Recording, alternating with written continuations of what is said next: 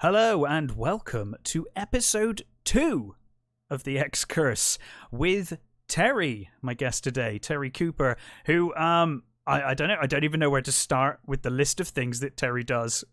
Voice actor, director, writer, producer, creator of incredible props, and then I was like, I think that's all of them.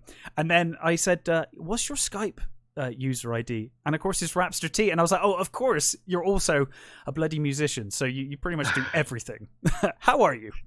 I'm very fine, thank you very much. Somebody said to me, I think it was on another podcast, someone sort of said, I don't know how to describe you, so I just said Renaissance man. Oh, And that works. I don't it sounds all very pretentious, but it's not that I actively do all of these things. It's kind of like I'm old, so I've done all of these things, and I occasionally dip back into different things. So I know the feeling.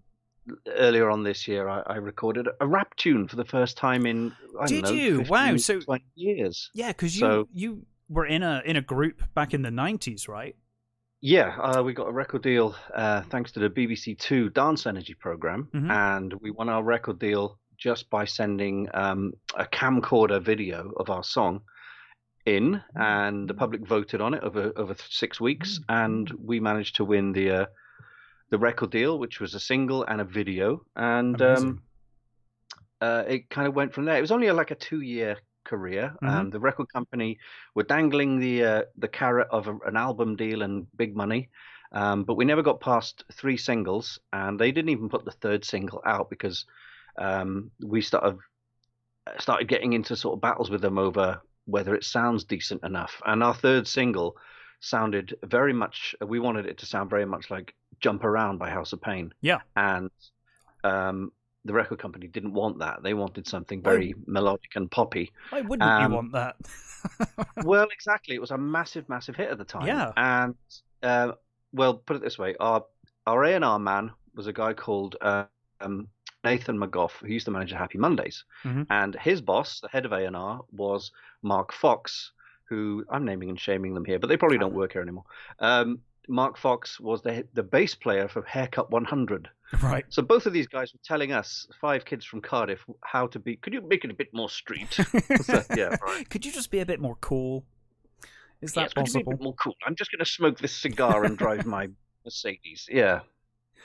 So we had a little bit of a clash, and after they asked us to record another version or another single, and we'd run out of money because we just finished touring with E17 for an entire month, and our 2nd single got to number 64, so we were this close. And our manager was the music programming executive for BBC Two. Our co-manager was the editor of Smash Hits. You think, that's got to be like the dream team, isn't it? You would have thought. I mean, I would have thought. If we'd had a 3rd single ready to go, our manager could have pulled some strings and got us onto Top of the Pops as an exclusive on the strength that we just did the tour. But it never happened. The record company didn't like what we had, asked us to do more. We had no money. We said, give us some more money. They said, no, you're not having any more money. And it all sort of fizzled out there at that point. So it's like, that's showbiz. Yeah, but that's the Reader's Digest version anyway. Yeah, a pretty incredible experience, though, I guess, for a couple of years there, doing that. Oh, blimey, yeah. It was a lot of rubbing shoulders with the bigger pop stars. And I've always said we've had a backwards career. One of our first gigs after getting signed was Wembley Arena. Oh my God. One of our last gigs, Smash Hits Poll Winners Party in 1994. And one of our last gigs was a small church hall down on the coast. So it should have been the other way around, really, shouldn't it? Yeah, well, that's amazing, though. And then then an absence for decades, and then you decided lockdown. You were like, hey, even after the record deal finished, we kind of toyed with the idea of trying to get another record deal, and I joined back with some friends who weren't in the band, but we knew me from around the way, and we kind of did some demos, and it didn't really get anywhere. And then, like I say, during lockdown, I was talking to a couple of friends who do DJing and mixing and all sorts of stuff. I was sort of toying with it. Oh, should we do one for a laugh? Just, we're not trying to get a deal. We're not trying to do it. We'll just have a laugh and see if we still got it. And I fell into the the idea of doing what they call chap hop. You know, chap hop is I a don't kind of know. it's a Educate me in the comedic. ways of chat pop. It's basically a comedic version of hip hop, Oh, and okay. it's based on sort of being a posh gentleman. It's got something to do with steampunk in a way. Mm. A lot of chap hop rappers are into steampunk, etc. And the most popular chap hop artists that we know of, there's a guy called Mr. B, the Gentleman Rhymer, I do know I do with the know big of him. moustache and Yes. the ukulele, and he does things like this, ding ding ding ding ding ding. And then you got Professor Elemental, who's more Hmm. steampunk. He's got the pith helmet and the shorts, and they all do these sort of very posh raps. Sounds And like a lot of fun. oh, it's fantastic. It's tongue in cheek, but it's very friendly. Mm. I mean, Mr. B used to go by a different pseudonym as well. He was in a band called Collapse Lung, who did "Eat My Gold," which was a massive hit Yeah, back in the I day. remember that song vaguely. It was a Coca-Cola picked up on it, Yes. so he, Yeah. he got for the I think it was one of the FIFA competitions. It became the anthem for that, Hmm. and he had it sounds like a similar experience to me. Sort of, yeah, slightly more success, but I think he said, we got all this money thrown at us, we spent it all because we didn't know what to do with it, although we didn't get any money thrown at us. And it all fizzled out quite quickly. Mm. Went back to obscurity. So he sort of reinvented himself as Mr. B, the Gentleman Rhymer. And I thought, I'm going to have a go at that. I'm going to do something Why like not? Yeah. that. So a couple of months ago, I got to know online a lady who was looking for an illustrator to do a children's book. Turns out she's a chap hop rapper herself. Oh, amazing. She goes by the name of Madam Misfit. Right. So she's an ex-army clarinet player in the military, but she's sort of out of that now. But she's carving quite a name for herself as a rapper and a singer. Mhm. So she's doing swing and electro swing and all this sort of stuff, and also 40s kind of singing. But she's a really good rapper. And I said to her while I was illustrating her book, I said, I'm thinking of doing a chap hop song. Yeah. Do you Are you up fancy for joining me? doing a verse in? She said, yeah, absolutely. So I've done this. I picked a pseudonym, Earl Grey. Oh, that's a powerful pseudonym. Well, that comes I'm from actually no lie. I'm drinking Earl Grey right now. my favorite tipple. Yeah. Totally. I mean, that comes from when we were on tour with the band. I couldn't sign in to hotels as Terry Cooper. Our manager insisted we all use different names because he said you get these diehard fans of all sorts of ages who travel around the country and they go to the hotels and try and they try and find the name, right? Fans. So I was signing in as Earl Grey everywhere because my nickname was T, so T Earl Grey. See, if they'd thought that through, they might have still found you and thought, logic. Yeah. Yeah. So I decided to do a steampunk rap tune called "Introducing Earl Grey," and I sound like this on it. So there's some Draco it's in just there. as fake as me doing an American accent. So Mhm. what the heck? In fact, it's less fake because it's English. So Is that out yet? do you know what? It's finished, and the plan was to get some time to shoot a little video for it because I didn't want to just put it out as audio. So obviously I've got a million things in the air at the moment, so I'm just trying to find time when it's dry and not pouring down with rain. If I can get out and shoot some video to go with it, and then I'll contact Madam Misfit and ask her to do a little piece so she can have it as like an inset or on the TV screen.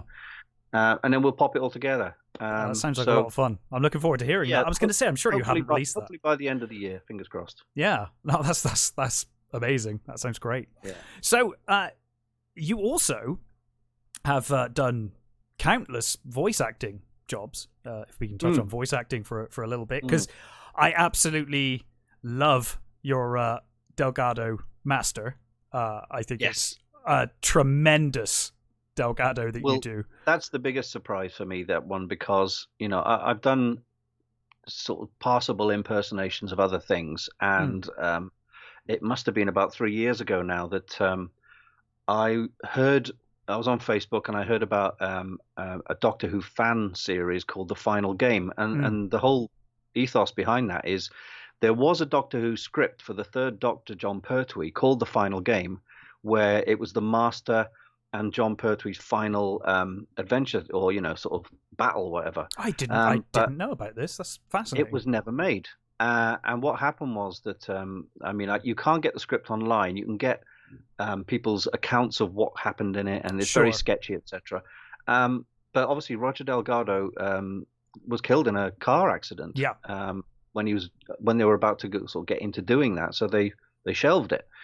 And that's why John Pertwee left the role. He said, "Well, if Roger's not coming back, I'm not coming back."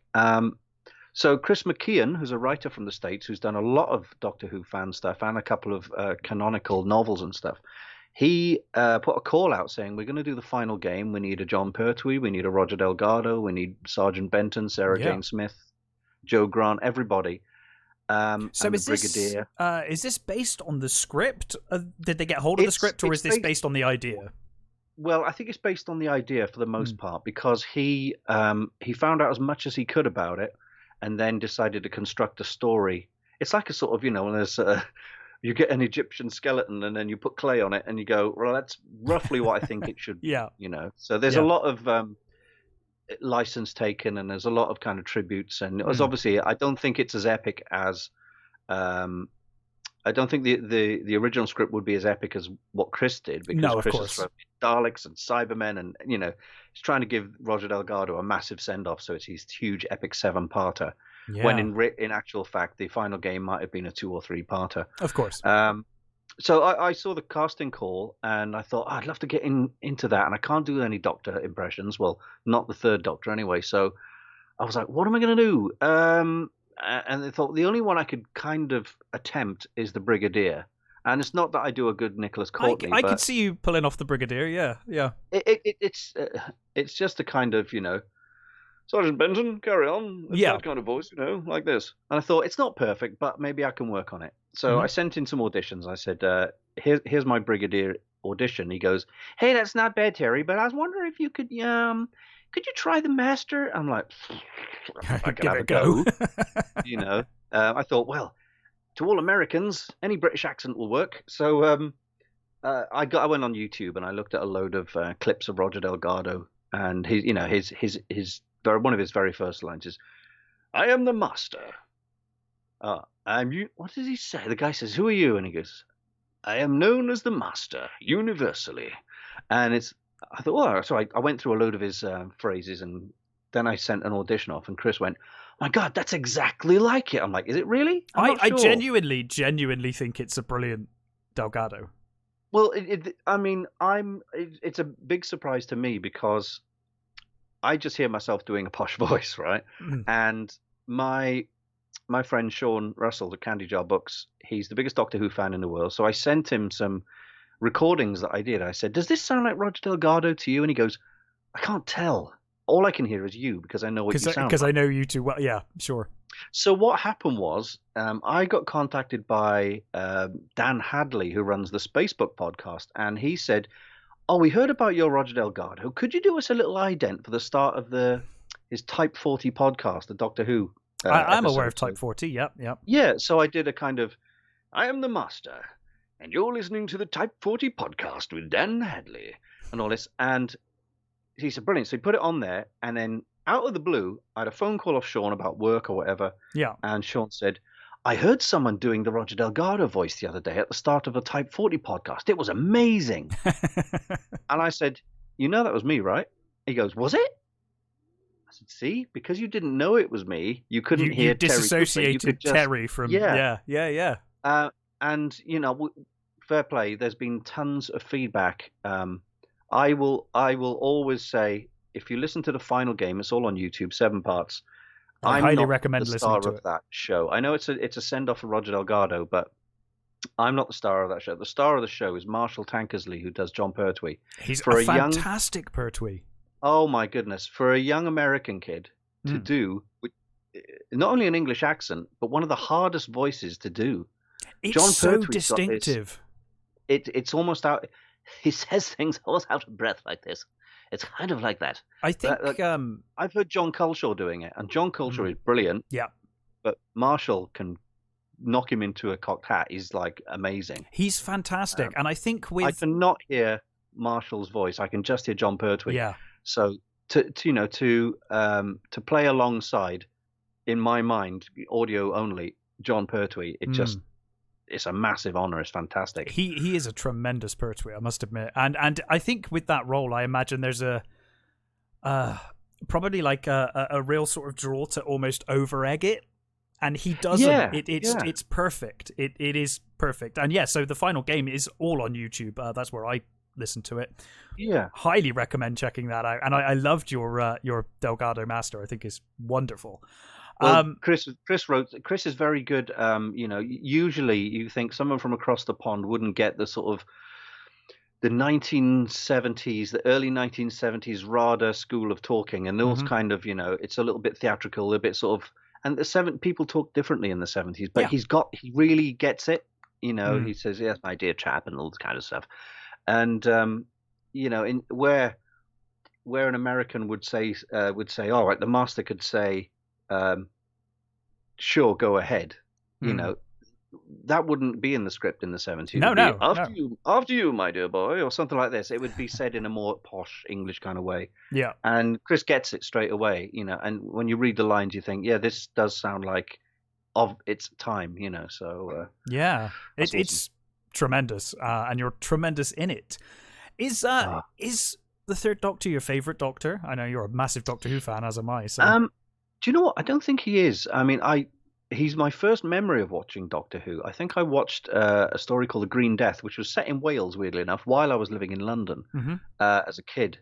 But I vaguely remember the Green Death, the maggots and things. But obviously, I was there for the last few stories of John Pertwee, but I really remember Tom Baker onwards. So Sure. Tom Baker is my Doctor because of giving my age. Mm-hmm. And then coming back to the new series of Doctor Who, David Tennant. I couldn't choose between Tom Baker and David Tennant because David Tennant he captured lightning in a bottle there. He was Absolutely. also because of Russell T Davies's writing and the way it was shot. It all felt like a movie every week, which is something I unfortunately can't say about recent Doctor Who. No, I imagine it's like a fan film every week. Yes, yeah, I imagine we probably align on our thoughts on that one. But yeah, that's it. Yeah, Tennant was very tremendous, tricky, isn't it? It's hard to say exactly why David Tennant was so good, but he's just eminently watchable in anything he does anyway. I think his charisma is off the charts, which certainly helps. Yeah. McCoy was mine. It was my Doctor because of the time it came out. That was kind of the early memories. But then, of course, my parents had UK Gold, so I was introduced to a lot of the old episodes. Yeah, exactly. You go back into the archives and say, all right, what do I like from the past? But of course, the trouble with UK Gold was that it was random episodes, so it was always all over the place. It was never sort of in sequence in any way. So it didn't give you any impetus to go better catch the next episode. They just throw a random one on, and you're like, okay, I better see what I can do. I guess we're watching the Sea Devils today, or at least an episode of it. Exactly. Yeah. But that's tremendous. Like I said, I absolutely love that. So you do. Where can people contact you for voice work? Because obviously you do this professionally. Yeah, well, I don't have a website, but generally I've got a Facebook page for my artwork, which is my main sort of source of bread and butter. But I have sort of branded it as Terry Cooper Sounds and Visions, so I do put sound in there as well. Mm-hmm. So if you go to my Facebook page, just type in my name, you'll see my it may come up as Terry Cooper Sounds and Visions, or it may come up as I better check. It may say. I'll put a link in the description anyway. After this. Yeah, so. At the moment it still comes up as Terry Cooper Art Design and Illustration, but my logo has a big microphone in the middle of it. So yeah. Yeah, I mean, I love doing voiceover stuff. I wish I could do more actually. Because I do some corporate stuff, and I've been the voice of the University of Glamorgan Awards show for the last 15 years. Wow. Basically, when I was doing my course in 2003, every year, when it was in Glamorgan University, they had an award show called the Glammies. Right. See what they did there? And I do, yep. Every year they'd have a theme. So what they do is, for example, in 2003, I'm trying to remember what the theme was. It might have been The Hitchhiker's Guide to the Galaxy movie, the Martin Freeman one. Yes. And so what they do to start the show off, the animation departments all put together little skits and little sketches, and they needed this is the Hitchhiker's Guide to the Galaxy. Nice. Welcome to the Glammies 2003. And then it'll go into the awards, and it'll have best first year film, best second year film, best show reel, best animation, all this stuff.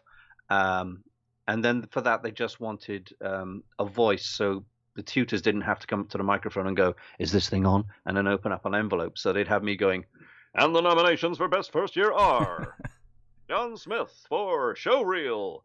So I've been doing that voice as well as the impersonations. They did a Star Trek one, they did a Transformers one, they did an austerity one where I had to try and do my best Brian Blessed, which wasn't pleasant. That's no. Yeah, it's very hard to do. I just had to get as close as I could. But, there was, oh my goodness, there was superhero ones and all sorts of different ones. And then they merged with the University of South Wales. So I still have done a few voiceovers, but during lockdown, they don't need me for that. Sure. Yeah. But I like doing the corporate stuff, and I've done corporate video and some small adverts and online adverts and stuff like that. I would like to do more of it. I enjoy doing the Doctor Who. I'm currently playing Batman as well. Oh, are you? Nice. Yeah. Is that an original story as well? Yes. Yeah. It's the company's called CP Studios, run by James Quick, and he's doing a thing called World's Greatest Detective, and he's doing a series of stories. They're all two-parters, but they're all about an hour long. Mm-hmm.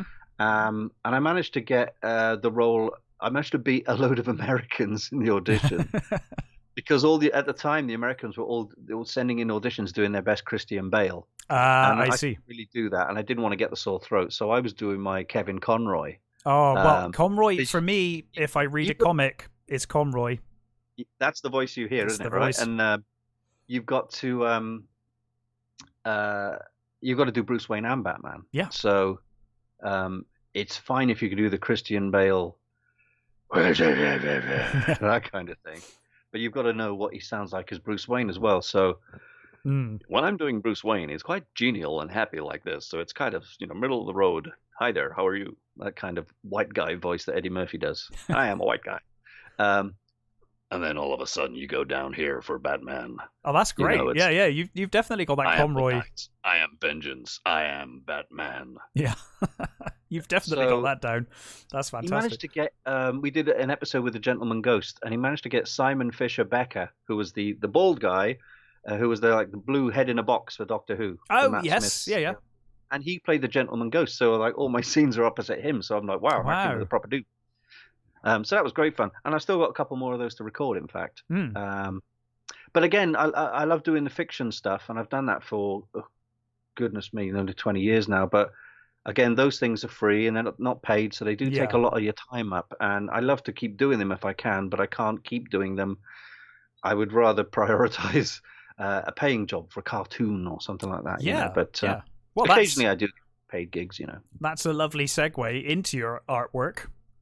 Yes. Another string to your bow. So, I mean, you've designed some amazing props and things as well. I mean, the Cyberon, I'm a big fan of the Cyberon design that you came up with. Okay. I haven't seen the show that it was made for, but I've seen your designs, and I think they're a fantastic design. Yes. Well, this is the VHS of Cyberon from 1996, I think, or 1999. So it's a BBV. It's a spin-off Doctor Who. They wanted Cyberons to look a bit like Cybermen, but not too much. But not enough to be copyrighted. Yeah. Exactly. I mean, this was during the wilderness years of Doctor Who, and there was no Doctor Who on TV. So people like BBV and Real Time Pictures would get together, and they'd get some actors together from Doctor Who and from other places and do their own sort of spin-offs. And Cyberon was very close to Cybermen, but not exactly. I think the actual Cyberon characters were invented by Nick Briggs under a different name. Oh, really? Way back in the day as an audio, like a CD adventure.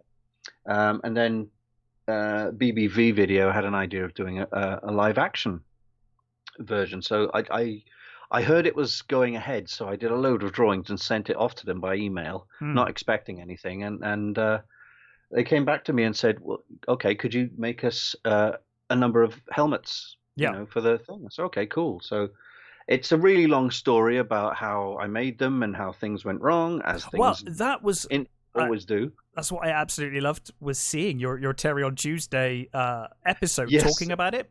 That was Yeah, fantastic. in the end, I thought I'd do a video that tells the whole Yeah. terrifying tale. And you can see that, things went right, things went wrong, and trying to, because Cyberon is a weird animal. It gets good reviews for the story because it is quite a grown up story. It's quite well done. It's Yeah. shot nicely. But the thing that lets it down, hands up, is the costumes. And people say, "Oh, it's a great film, but the costumes look awful." And Right. obviously, it's done on an absolute shoestring. Yeah. And it was my first proper costuming making job with sculpting and molding and vac forming and all this kind of stuff. So no, they could have been a lot better. I mean, had I done them Today, they would have been great. They'd been 3D printed and everything else. But this was back in the day where things were sculpted in plasticine and plaster of Paris and molded and fiberglassed and it's a all different this sort of world stuff. we live in today. Absolutely. And people look back and go, "Oh, that was awful." I was like, well, yeah, of course they were, but they were done on a shoestring with no time. But the design is solid. I love the design. Yeah, I mean, I sent them a bunch of drawings, and I wanted it to go for a kind of the 60s version where they didn't have the big earmuffs on. Yeah. But then I didn't want the face to be very bland. I wanted to put cheekbones in there and kind of. It's got a lot of character. Yeah. A slight bump to the nose. You can't really see it on this picture too well, but I wanted to give it a bit more to hint like the very first Cybermen who had like the cloth sacks over their faces. Most so terrifying a bit more incarnation. Cheekbones and temples. So it's a kind of hybrid of that. And I gave him an option to have handles on top of the head or not. And he said, let's not do the handles. That's one step too far, So, what I'll do, just give me 1 second. Sure. Oh, it's right behind. I can see it. I was gonna ask you about that. So okay. Well, I got contacted out of blue by a young chap called James Lee, and he said to me, "I want to make a Cyberon fan film. Yeah. Using your design." And I said, well, "Sure, but I don't own the Cyberons at all, but I did do this design." So he contacted a friend of mine who does CGI modeling and 3D printing, and he said, "Could you sculpt the Cyberon based on Terry's drawing?" So he's done a 3D print, as you can see here. Yeah. I've printed a small version of it out and stuck it onto an Action Man in a sort of silver jumpsuit. It looks so great. It's nothing amazing. But this is what the Cyberons would have looked like had I had the better technology and more time and money, basically. So it's nice to see that they came back, and it was really nice of James, because he contacted Lance Parkin, who wrote the original Cyberon movie, and he spoke to BBV as well and asked them about it, and he didn't have to ask me. I did my job and I was out of there. Yeah. But it was nice of him to come back and say, this is what I'm doing. Are you okay with me using it? And obviously, it's not my property. Sure. It's my design, but it's not my property. So I'm just chuffed that they're sort of seeing another lease of life because there's a Cyberon book out now. Yeah, so that was fun. Fantastic. And of course you've not stopped making props and things. You were making a spaceship out of a Nerf gun the last time I saw your Instagram. Yes, I got that downstairs, and it's got lots of gaps in it. I need to find more bits of plastic junk and greeblies to fit in there. And before I want to get around to painting it. Painting things are always the best of fun. Yeah, definitely. But you have made one of my favorite characters, or you're making one of my favorite characters of all time. Mine too. Marvin, the paranoid android. I love that design. I love that character. And the work you've done on this is something else. Well, the Hitchhiker's TV show came out, and I think in 1981. Yeah. And I don't know why it is. I wish someone could psychoanalyze me and work out why I like robots so much. I'm obsessed with robots. And I'm not going to split hairs, and Daleks aren't robots, etc. But mechanical beings or non-human things, robots have always been like a massive thing. I used to be into the $6 Million Man as a kid because he was a cyborg and all stuff like that. and then Hitchhikers comes on TV because there's no Doctor Who on at the moment, and I could see it was a kind of a low budget BBC attempt. Um, and then Marvin walks on the second episode. Obviously Stephen Moore, the late great Yeah. Stephen Moore, doing that incredible voice. Um, and Marvin is this bunch of blocks. He's just a bunch of squares, and he just looks completely downhearted. And he's got no moving parts apart from his arms and legs. Yeah. He doesn't even have lights that flash. His eyes are just lit Mm. up, and that's it. But he just really, it really appeals to people. You think he'd be the sort of character that people would hate after a while because he's so annoying, because he's so depressed. But I've always wanted to make one. I realized with obviously the Martin Freeman movie came out, and you could get all the figures. And Yeah. I'm not fussed on the way they did Marvin using Warwick Davis, and then the big bulbous head and all this kind of thing. I wasn't a I fan think of they that missed the film, trick. if I'm honest. Well, It's do you know interesting, like what? seeing It's a movie. controversial. Is it? Yeah, Oh, okay. Well, it's controversial in that um, a lot of people didn't like it because it seemed to be lacking a lot of the gags, or the Well, gags sort of see, fell flat. yes. So that's the thing that I find fascinating about that film is that it's using the same jokes, they just don't Yeah. land. It's odd. Yeah. Now, for example, when you first see Ford Prefect, Yeah. Mos Def comes along. He's basically riding a shopping trolley full of beers, all the way up to the builders who are trying to knock down Arthur Dent's house. He's like, "Here, free beer, free beer, free beer," and he just picks Arthur up, and they go to the pub. Yeah. And I'm like, well, they missed one of the funniest bits there. The bit when they're So, lying The there. TV show, Hmm. Ford Prefect comes along. He does exactly what happens in the book, and he says to he managed to Oh, convince yeah, the with the, councilman yeah, that's to fantastic. lie in front of the bulldozer. He says, "So, well, if you can imagine that Arthur's going to be lying here all day, then you don't actually need him to be here, do you?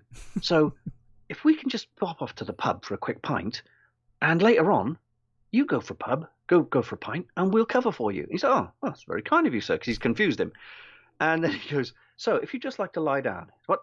Lie down? So yeah, you What, lie where? here. Yeah. In front of the bulldozer? Yes. In the mud?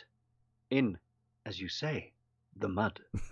And he gets down there and he goes, "And no sneaking, knocking Mr. Dent's house down while you're away. Got it?" And he goes, "No slightest thought has never crossed my mind." All this kind of wordplay is fantastic, It's and a lot tremendous. of it just didn't land in the movie. And the problem is the people who defend the movie will say that Douglas Adams was involved with the movie up until the point that he died. Sure. And he was, but then they're kind of using that as a get out of jail free card, going, "Well, you may not like it, but Douglas Adams approved it." But we don't know what he approved exactly. And Well, what yes, he yeah, it's easy to say that now. Yeah, yeah. didn't. So Douglas Adams always said that his dream cast for Hitchhikers would be Jeff Goldblum as Ford Prefect and Michael Keaton as Zaphod Beeblebrox. Sam Rockwell was great, but I didn't like the way they did hide the second head under here for the most part, and then they did that whole plot contrivance where his second head was removed, Yeah. so they didn't have to do it for the rest of the film.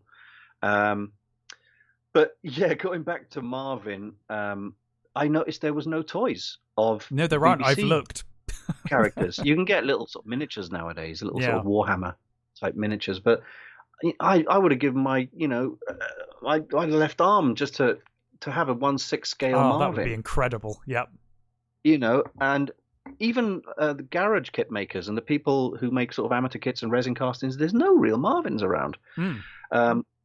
So I was looking around, and obviously the BBC Marvin made a cameo appearance in the Martin Freeman movie, and I was like, "Oh wow, the costume still exists. Where is it?" I thought private collector or something. Turns out it's owned by Mike Tucker at the model unit in Ealing Studios. Oh, right. Mike Tucker, obviously he worked on tons of things. He worked on Yeah. Hitchhikers, all the Doctor Who stuff, classic and modern, and loads of other things and movies.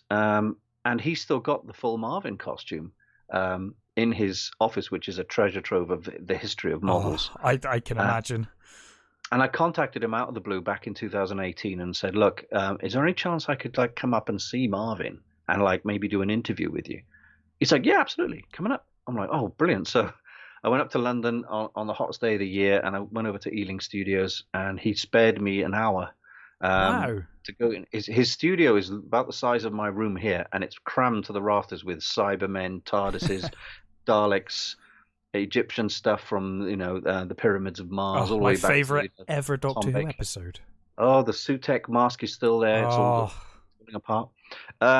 But and right in the middle then is Marvin the Paranoid Android, 6 foot tall, and in really good condition because he got renovated. Mike renovated him for the movie, but there wasn't a budget apparently to renovate Marvin's legs, so they only oh, used the head and arms and shoulders in the movie, and you never get to see his feet right. That's because he said interesting.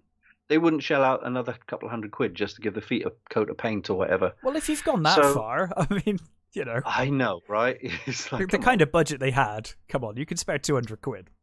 Yeah, I mean, it wasn't as far as I know, it wasn't a huge budget. It was a bit of a risk. But I think if you're going to renovate Marvin, you don't sort of cut corners and go, "Oh, I wonder if you can save a couple of quid by just doing the top half of him." Yeah. It's like, what's that all about? So, just to actually see Marvin in real life was incredible. And I Yeah. got to see how the joints work and looking at the weight of it and the size of it, thinking this can't be comfortable. I wouldn't have thought so. Um, I guess you're going to tell me if it is or not now. But Well, having not worn the entire thing, I won't tell you yet. But I'm in contact with David Lerner, who wore the suit yeah. in the TV show, and he played Marvin a number of times before the TV show. In fact, on stage. Oh, really? I didn't Um, know that.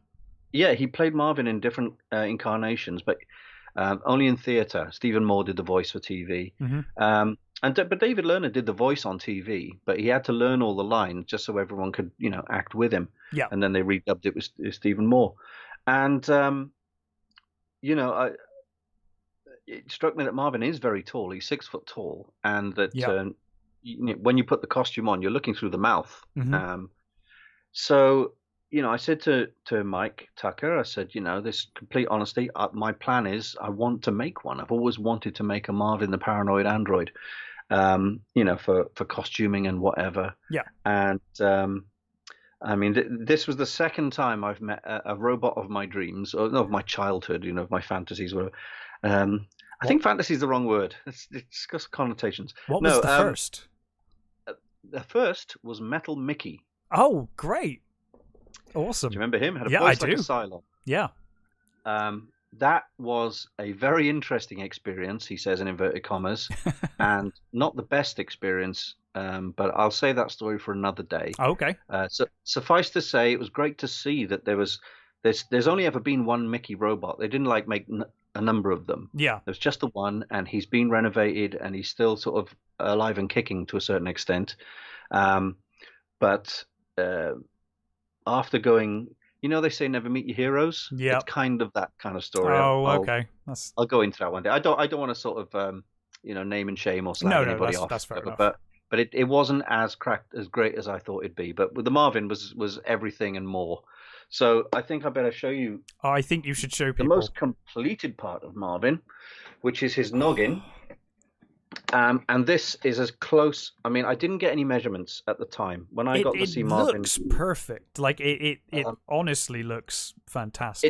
It's gone from many photos, many sketches. I did a load of drawings. I guessed a lot of measurements myself. Most of the modeling of this was done in CG by a friend of mine called Dave Damon, and then it went to another guy called Merv Staton, who took the model and tweaked it again. And we basically kept pushing and pulling little bits and going, can you angle this a bit more, make this bit a bit smaller, this bit a bit larger, and it's as close as I think I'm ever going to get it. Fantastic. Yeah. Even now, I can see things that I would do differently if I did it again. Isn't that the same? Isn't that the same could be said for any piece of art or Yeah, anything. I mean, if you compared the two together, there'd be things like I would say that either side of his mouth here, these normally taper in a little bit more, and the mouth isn't as wide. It's only about like 10. It's about half an inch or something. It's the kind of thing that only you are going to notice. It's going to bug exactly. you. I'm pedantic, and I'm going, if only we had lots of things. But I mean, the lights are fitted at the moment, but I don't have any battery packs. But he's got the LED lights in there, so they bright orange. They got reflectors and stuff in there. Yeah. got all the metal studs and things on the sides. The only thing that's not here at the moment is the grill for the mouth, which is 3D printed. It's got a white rim around the edge, and that goes in there. But what I did do, I had a visit from my granddaughter, who's only 2, and I asked her if she wanted to speak to Marvin. So I put the amplifier inside, and I've got a voice kit that plays 200 different samples of Marvin's voice. Nice. And I started pressing buttons, and the voice was coming out of his head. I think you ought to know I'm feeling very depressed and all this kind of stuff. And she thought it was hilarious. So, the head, I would say, is about 90% finished. There's a couple of little bits I need to finish around the neck and fit the mouth grill. Other than that, the head is done, and I'm really happy with it. You wouldn't think it's 3D printed. It's been sanded to an inch of its life. There's still dings and dents, but the real Marvin is twice as battered as this. Oh, I can imagine. Yeah. Oh, yeah. I mean, when he was walking through that quarry towards the end, I can't imagine it. There was bits had fallen off. Yeah. Buttons had fallen off him and stuff. And even to this day, you can see he was put together. The thing about Marvin, Mike told me, was that because it was a low-budget production and they didn't have a lot of time, they made Marvin as symmetrical as possible. So his front is identical to his back, and his arms are mirrors of each other, but they're just done with like wooden blocks that were vac formed and fiberglassed over the top. Right. And the legs are identical left and right and front and back. So you just make one of the front of a thigh, for example, and then you can put them 4 times, and that's the back of the thigh and the other leg. So they just bashed him together like that. And Douglas Adams said he was kind of happy with it, but he said he wanted him to be a bit more like Lurch. He said, I want Marvin to look like a Volvo. And I thought, well, I think he kind of does. Volvo. He's pretty blocky, like an old school Volvo. Yeah. I've always loved that design. I think it's a tremendous design. Yeah, I mean, in the book, I think all they say is that he has got upturned triangles for eyes, which make him sad. And after that, the sky's the limit. Now, Mike recently took a photo of his Marvin, the real Marvin, holding a piece of paper saying, famous robot needs work. Aww. Because Hulu, apparently in the States, are working on a new version of The Hitchhiker's Guide to the Galaxy as a TV show. I didn't know that. Yeah, this is currently probably in development hell. And wouldn't it be amazing if they just managed to reach out to Mike and said, either can we use the costume or can we copy it exactly? That would be incredible. Just to see that, because he is very low tech, a square robot. He looks like a tin toy. He looks like he should have a massive key in his back, shouldn't he? But that's what I love about him. Yeah, I mean, he walks like a tin toy. Yes, he does. Well, yes, yeah. I'm not sure if that was intentional or just physics, but yes, that's all you can do inside it. Yeah, yeah. So, I was watching some YouTube the other day, and they said that the latest Hulu show, Why the Last Man, based on the comic, has been cancelled after the first series. I heard that. I think it's cancelled before the end of the series. It's cancelled at like episode 7. Yeah, it's been cancelled now, and there's like 1 or 2 episodes left. And you think, again, I understand budgets and you can't afford to continue. I always think it's a crying shame. Like, just at least finish the series. I've not watched it, so I don't have a boat in this race. But finish the. You got 3 episodes to go. Come on. Well, they did that with Sarah Connor Chronicles back in the day. I remember that. Massive cliffhanger, and it got cancelled. It was like, what? What happens? I was convinced by my fiance to watch Santa Clarita Diet last month, and I loved it. Is that a zombie thing, isn't it? It is. So she becomes a zombie, and they're just a wonderfully delightful couple, and he's trying to look after her, well, because she's like a human being, but she's basically a zombie as well, so she's not like a brainless zombie. Well, this sounds like the other there's another zombie show, wasn't there? I think there's iZombie or something. iZombie, that's the one. Yeah. So I think that's another one. I've not seen that one, but I was loathed to start watching it because I knew it had been cancelled, because I've been burned. That's the thing. You hear it's been cancelled after 1 episode or 1 series or 2 series, and you think, oh, should I really watch it now? And it happened. I watched it and I loved it. I got invested, and then I knew it wasn't going to continue. And I got to the end and I was like, oh, I really want more. I hate it. Yeah. But I was hoping that, thought, well, if Hulu's cancelled this, it means they're looking at other going options. in a different direction or something. Yeah. Maybe they might have the money spare to get going on Hitchhikers. And, I'm not one of these people who says, oh, they're going to ruin it. It's like, well, they're just going to make a new version of it. If it's not good, I mean, I'm not like you say, me and you, we're not first on the Martin Freeman movie. There No, are some but there are it's some nice bits about it. yeah, It's not 100% awful, but it doesn't float my boat. But that doesn't ruin the TV show for me. I could put the TV show on any time I like, it will never and ruin that's the what TV show. Like it I'm just like hoping I'm not a Hulu. fan of modern Star Wars. That doesn't stop me liking what I like Exactly, of Star Wars. It's exactly. fine. You know, Yeah, I mean, I will probably never watch any of the sequel trilogy again, because they no, just don't do it for me. But but they do it for you know, some that people, has and that's great. You know, good for sure, them. yeah, people who have grown up with, one of my good friends, he grew up. His first film he watched, the young lad, was The Phantom Menace, and I'm like, wow, really? It's like, oh, I was young when that came out. But he's seen sense like most good people, and he prefers The Empire Strikes Back to any other. hmm But I prefer A New Hope to any other. So There's certainly an argument for that. yeah, I wouldn't argue either way on that one actually. totally. And you know, uh, just because there's something new. I mean, I might like the casting or the Marvin or whatever of the new Hitchhikers. Um, there's always going to be a little bit of civil war in your head. Like when Of Battlestar course, Galactica came out, people were like, "Oh, I'm not going to like this," and it turns out to be an amazing piece of TV. it's But interesting, isn't it? I had this conversation the other day actually about this kind of stuff, where it's like it's so people are so quick, and I've done it before. You're like, oh god, they're gonna remake this. It's gonna be awful. But then you think there's so many movies that were great remakes. Not all yeah, remakes are bad. a lot of people don't realize that some remakes aren't they don't even realize they're remakes. Yes, yeah, or in some So cases they were novels, so it's just another version of yeah, a novel. It's not, yeah.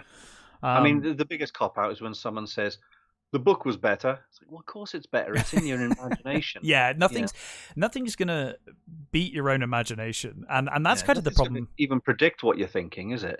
Yeah, I think that's a lot of the problem with trailers as well, like movie trailers, because I think that you see a movie trailer, and a good movie trailer makes you think, oh, I can't wait to watch this. But then in the time between the trailer and the movie coming out, you've seen the rest of the movie in your head based on the trailer, so it's almost always going to be a disappointment when you get there. It's going to be different to what the taste they've given you. And Yeah. obviously, different companies will are hired to do trailers, and Yes.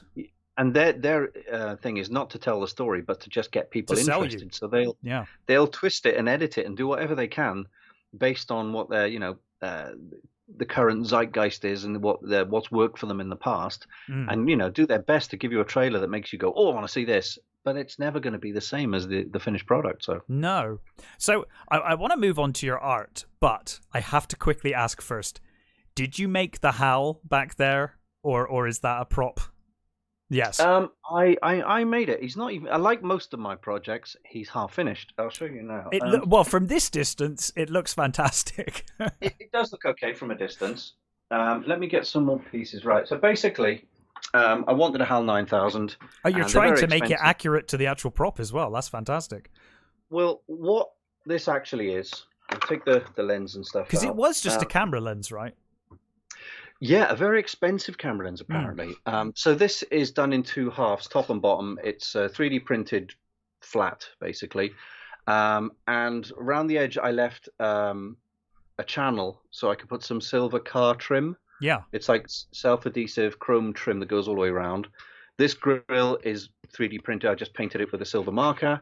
I've made it's very in black. It's very hard to see. I did can a see load it. of concentric circles here with a hole. So Mhm. one day I'm going to put a red LED in there, and in the back I've got like a thing to put a battery pack and some Yeah. wires all the way down to there. And the top again is just raised detail, which I'm currently painting by hand. So it says HAL 9000. Nice. I don't know if the size is right. I kind of guessed it was about right, and a 4-inch diameter for the lens. And my plan was to get a chrome bezel. Oh, that looks This is great. from a car. This is from a speedometer or something. Cost me about 11 quid on eBay.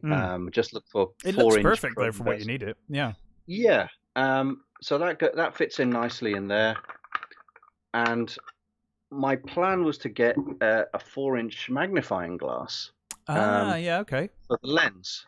Mhm. Now, the real HAL, I think it protrudes quite a bit. It's like a dome. I think it. Yeah. I wanted something a bit more flat. That if I put it on the wall, It'll look, I wouldn't yeah. bump into it. If I walk past it and stuff. So if I can get the bezel back on, so it's kind of like that. And once the red light goes in there, it should be okay. Yeah. The reason you saw a red thing earlier on is a friend of mine bought me a fridge magnet, and it just happens to fit perfectly. And it fits perfectly. So from a distance, it looks great. Yeah, no, it does. Back there, I was like, oh wow, that's fantastic. And what I'm going to try and probably do is put a little sound chip in there, like you get in a birthday card. Yeah. And have some phrases. So weirdly enough, this goes back to Marvin. I put a call out on Facebook for some American voice artists to do me 5 phrases. That's great. Yeah. Saying things like, "Good morning, Dave. There is a message for you." And that kind of. The guy who did the voice apparently was a funeral director, so he had this really calming I didn't voice. know that. He did a lot of stuff THX 1138 for George Lucas as well, this sort of confession stuff. So these guys sent their impressions in. Some were a bit wrong, some were like close or whatever. And then I got, because I put it on Facebook, I got a set of readings back from a chap who I shall name in a few minutes. And they were absolutely bang on. I was like, oh, this is good, because I wanted a line that said, "Good morning, Terry." Yeah. Oh, yeah. Yeah. And you want it personalized. You got to the trouble of making this. Don't you think you should do some work today? And yeah. all this kind of stuff.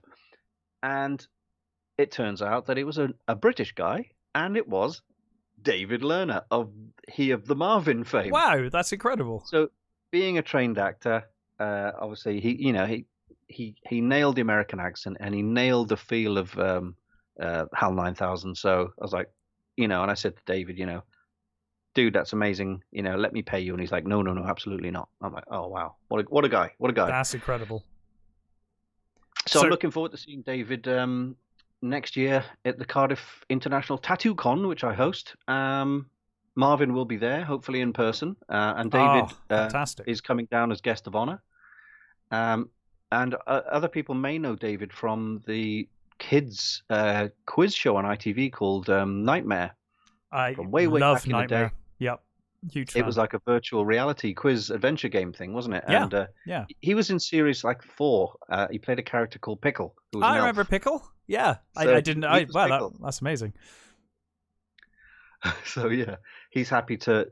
He said to me, "Well, I don't want to sit there with a table full of autographed photos, because most people don't know me, from Adam." He said. So sure. He said, "Do you mind if I just hang around with Marvin?" I'm like, "Absolutely." I get a spotter looking after me while I'm in the suit. Yeah. And people will get a photo of the Marvin and the guy who played Marvin together. So that's that's a match made in heaven. That's great. Mm. So you do you do commissioned art through your Facebook page and whatnot, and obviously on Instagram. Yeah. How did you get into that? Have you always been into that kind of stuff? Well, art is my thing. I mean, you're very broad in your art, though. It's Oh, well, the thing is, I think it's a necessity. I can't remember a time where I didn't draw anything or have a pencil or whatever. Sure. I was really shy as a kid, so I would rather bury my head under the table and, onto the table and just be drawing on, That's why I'm short-sighted. I'm just doing this. My eyes this close to the paper. But I think the only reason I've managed to make it my day-to-day job is that I don't have a style. I tried to draw like the Marvel comics, and I tried to draw Disney stuff, and I tried to draw sort of Bruce Timm animated style, and I can do enough of each that I still don't have a set style when I draw stuff. So I think that's worked in my favor, because because you've done everything from like kids books to cute and cuddly, rock albums, storyboards. Sci-fi and horror, fantasy stuff, corporate logos, all that kind of things. And like I say, the fact that I don't have a style and I can kind of change up quite quickly has saved my bacon on many occasions. So, when I'm doing illustration work for Candy Jar, an author will come to them saying, "I've got a children's book and I'm looking for an illustrator." And Sean will pull out all the books they've done in the past and go, what sort of style do you like? And they'll pick one that they like. And Yeah. 9 times out of 10, it's one of mine because I've done more different versions of You're books. so broad that They yeah. kind of go, oh, well, I like that color pencil style, but I also like that cartoony style that's not so color pencily. Mm. It's all done in Photoshop, but it's kind of like, well, who did that one? Well, that was Terry Cooper. Well, who did the other one then? Well, that was Terry Cooper as well. But it doesn't look the same. And it's like, Plot well, twist: they're all Terry Cooper. yeah, true. Well, I kind of outnumber the other artists 10 to 1, which Wow. keeps me in work, so I'm not going to complain. No. I'm not the best artist in the world. There are much better artists than me. I'm just thankful that I'm able to turn my hand to a number of different styles. Yeah. Well, Um, that's a amazing talent to have. yeah, it's like whew. So it's like voiceovers, isn't it? If you the more types of voices you can do, the more chance you'll get more work. So Yeah. you just got to be a bit sort of open and willing to try new stuff, I guess. Yeah. Not be afraid to try something different. Yeah, totally. So that I guess brings us back to film. Yes. And of course you have a film, I presume, releasing imminently, and another one in the works. So yes. Offworld filmed several years ago now, wasn't it? I mean, like 2016, we shot Offworld. it feels like the pandemic times don't really count. So those years are kind of, yes. Can we take those 2 years off?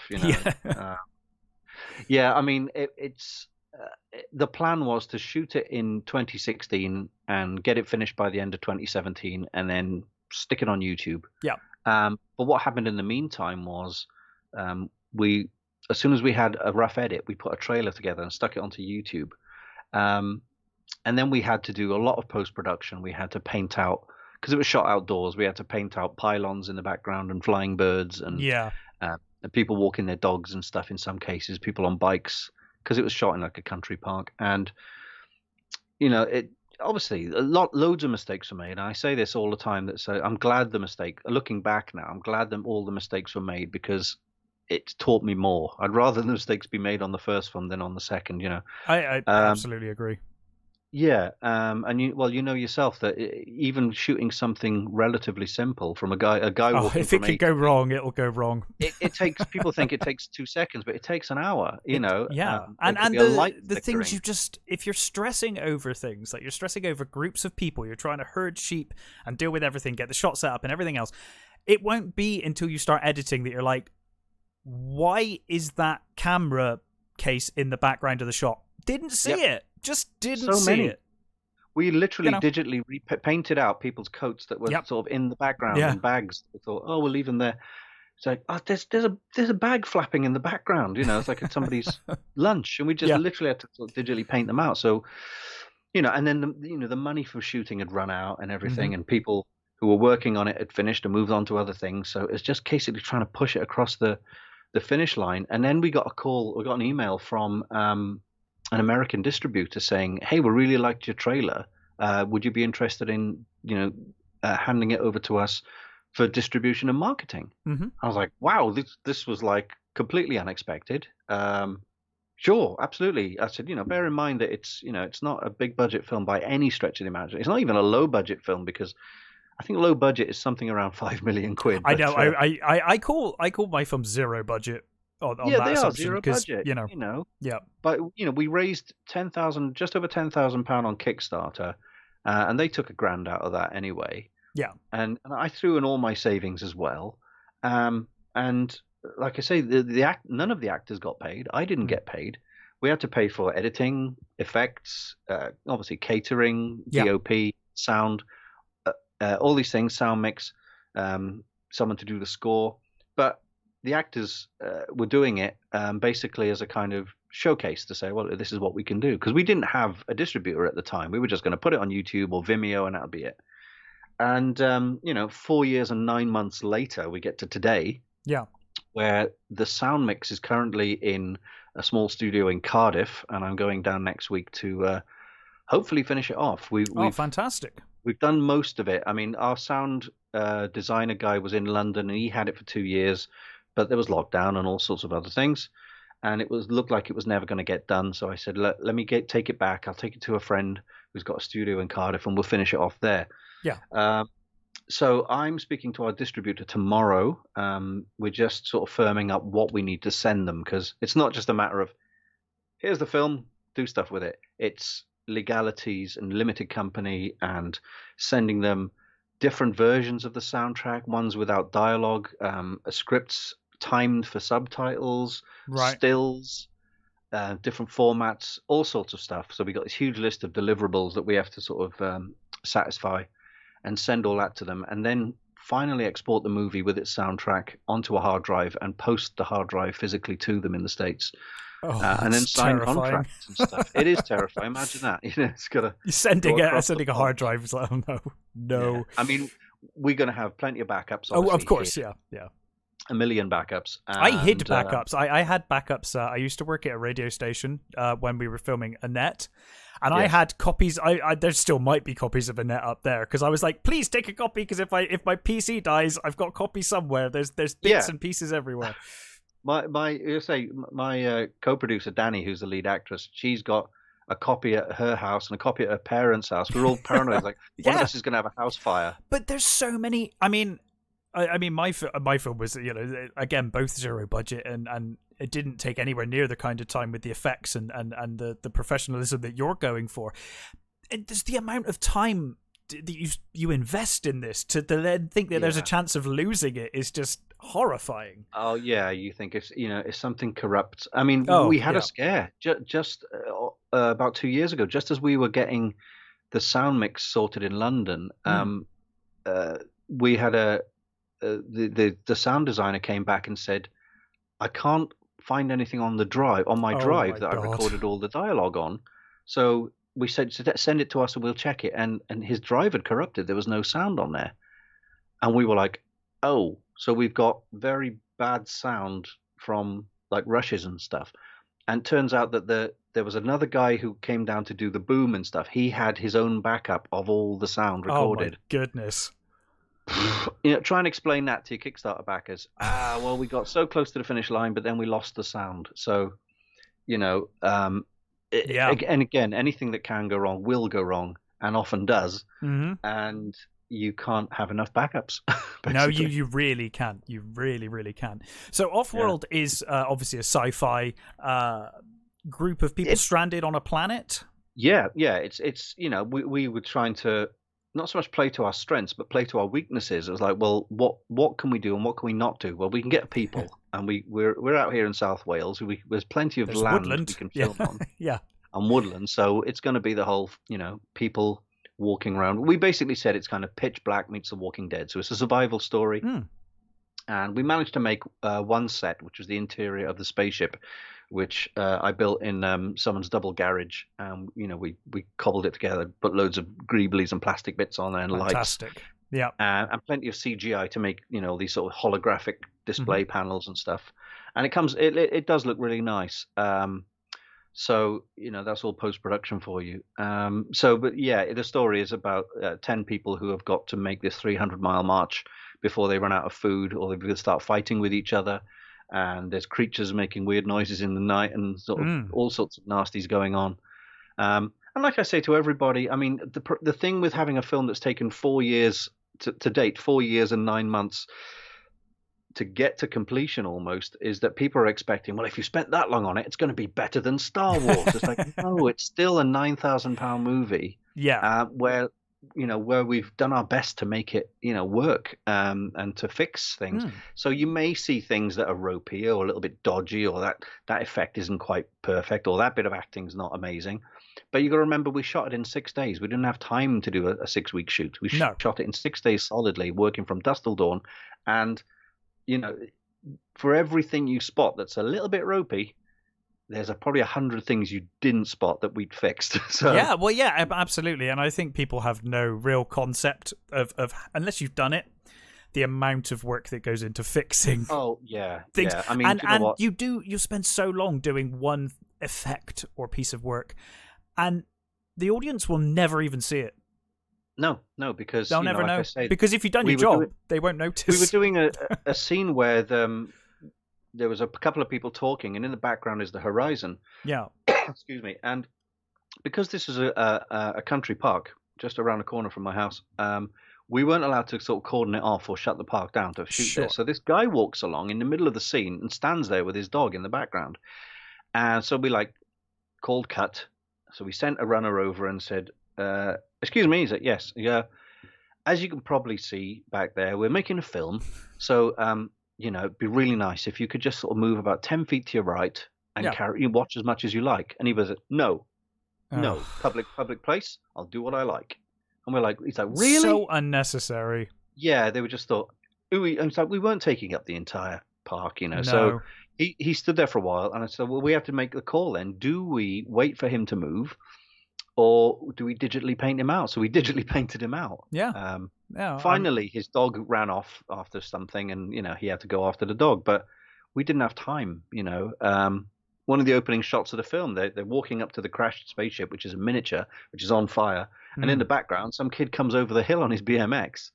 It's like, how did we not spot that when we were shooting? So again, we had to digitally paint him out. And when the kid goes behind someone, you've got a rotoscope around the Oh actor God, yeah. to paint the sky and the grass back in. And when you hear about things when they're like, "Hey, you just rotoscope someone out," so that sounds fine. And when you hear, "Oh yeah, it's 24 frames, 30 frames a second," that's not very much. When you actually get to start doing it, each frame, it's ridiculous. That could be a 4 or 5 hour job for a 2 second bit of rotoscoping. Yeah. And a lot of these people who rotoscope for us are some from the college and some that we managed to get hold of via Facebook. They were working for free at some point. You know? So it was really bad of me. I felt really terrible coming back to them going, "Yeah, we're nearly there with the edit, but I've just spotted something else. There's a bird flying right past somebody, and there shouldn't be any birds on this planet. So could you possibly paint it out?" And most of them have been really great with us and said, "Yeah, we'll do it. Don't worry." So it's not that the film was ambitious. It was just that these things would happen with any film. If we were shooting in a pub, but there would be something else happening. Someone would walk past the window, or there'd be a noise that you have to edit out or something. So again, it's a great education in it. I mean, yourself. It really is. Still learning. In order to do, I bet Spielberg's still learning. You know what I mean? Yeah, I would imagine so. I was close to walking from Offworld so many times. I'm glad you didn't. I'm really glad you didn't. I'm really excited to see it. I think it looks great. And this is not. I don't want this to be taken the wrong way, but one of the things that really made me feel okay about everything that went wrong on Offworld is watching documentaries on things like Jaws. Oh yeah. And Jaws is notorious for Nightmare. being of everything going wrong. There's a documentary called I think it's called "The Shark's Not Working" or something like that. Yeah. And it was Spielberg was told they were going to cut his money, his budget. He had to stop filming. There was fights between Robert Shaw and Richard Dreyfuss. Yeah. The shark wouldn't work, so they had to cut around it and not show it. Well, he was told he'd never work again. Jeez. I mean, he famously told Kevin Costner not to film Waterworld at sea. He was like, "Don't do it." Because of everything, yeah. Of course, Costner did anyway, but, that was how kind of, soured he was. That was, I think the first film was over 200 million, was it? Because it was so over budget and over schedule.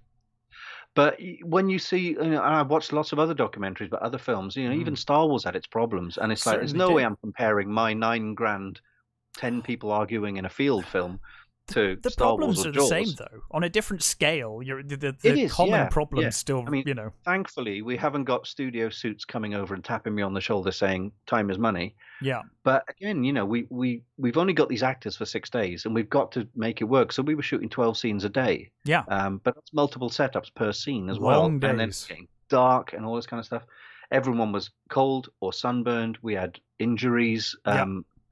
Somebody tore the tendons in their arms. Oh God. Danny had concussion. One guy had sunstroke. Oh my goodness. We just had to keep plowing through. It was an absolute trial by fire. Yeah. But you did it though. at that point, like I say, I was like, I'm never doing this again. That's it. I'm done. I'm never doing this again.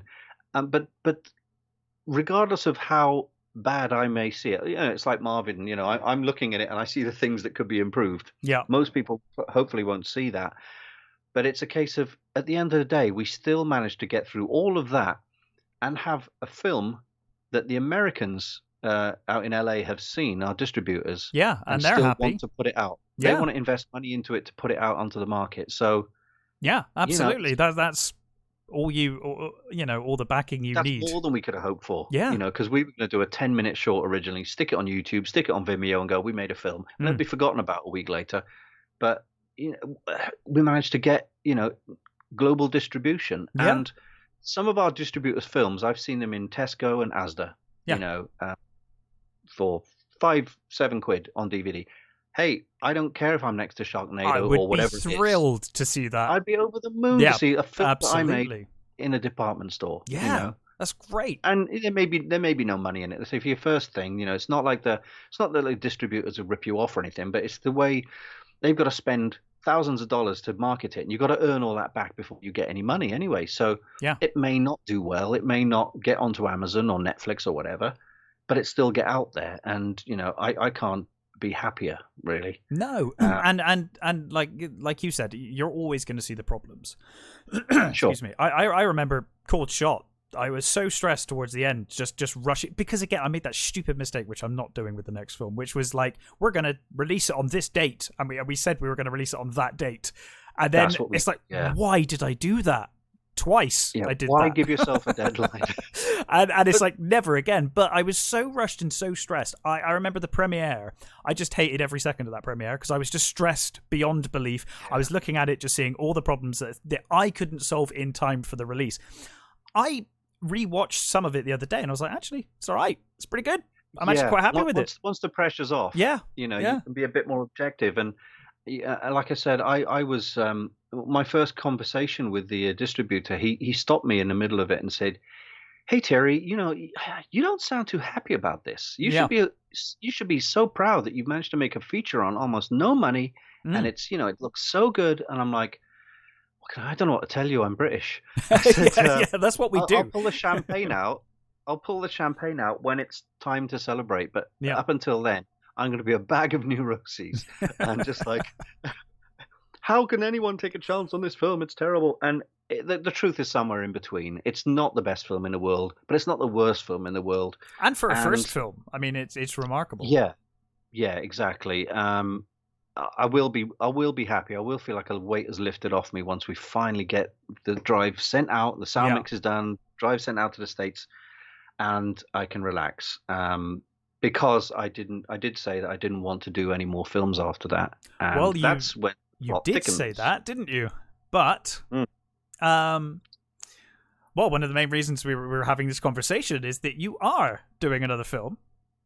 And I don't know anything about it yet, so I'm excited to hear all about it. So what's the new project? Well, the way it came about was about a year ago. Myself and Danny Britton, who's my co-producer on Offworld and the lead actress on Offworld, we decided to write another film, which would follow up, not a sequel to Offworld, but it would be just our next film to get something ready. And we worked on that for quite a while, and it was called Way Out West, or I remember, WOW for short. And we did a lot of live videos, and we started talking about things, and I wrote most of it.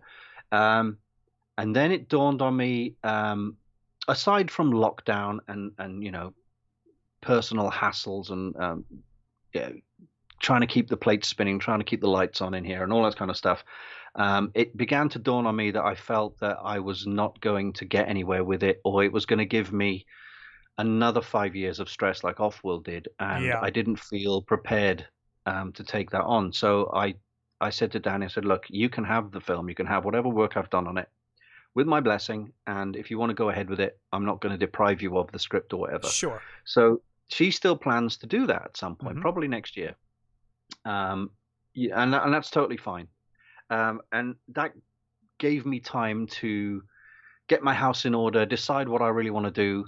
A load of work on Marvin, a load of work on other things that need doing, obviously day job and all this kind of stuff. And I calmed down a bit. And then a weird thing happened. I was talking to a good friend of mine, and she said she's a singer, and basically we were talking about getting into the studio and doing some more music and stuff. And then she started saying, well, I'd love to get into acting. And I said, yeah, I could probably put you in a film at some point, not WOW, but something else. And that a second I said, a possibility, your brain starts ticking over. And it's like, oh, Yeah, maybe, that's it. Yep. oh, I've got an idea for a film now. So I started writing it, and at that point, this friend of mine disappeared from my life. Oh. I was completely ghosted. Oh.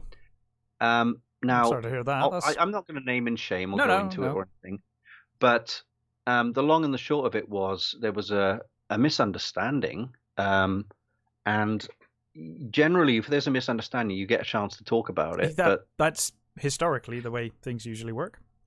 this friend of mine decided to go the other way and say, I'll just completely cut them out of my life and not reply to any messages and stuff. Dear. I'm like, okay then. So philosophically, I thought, well, something's good come out of this because I've started writing. The idea's there now. Yeah, you've started. I've still got the idea, and they've kind of removed themselves from the equation. Mm-hmm. So the story is this: the film is called Bloody Students, and it's a comedy horror. So it's something that I know you know ticks boxes for you as well. It certainly does. Do you know, funnily enough, I came across the Bloody Students Instagram, but actually I think you might have added me, and I didn't realize that was your next film, so I added it, and I was like, oh, okay, this seems like a fun project. Didn't realize that was you. Well, this is the thing. This is the first time I've got to talk to anyone about it. Yeah, because we're recording this a little bit ahead of time. Yes, yeah, this is being released when it's been announced, and yeah. Yeah, and I'm announcing it on Halloween, basically. So, I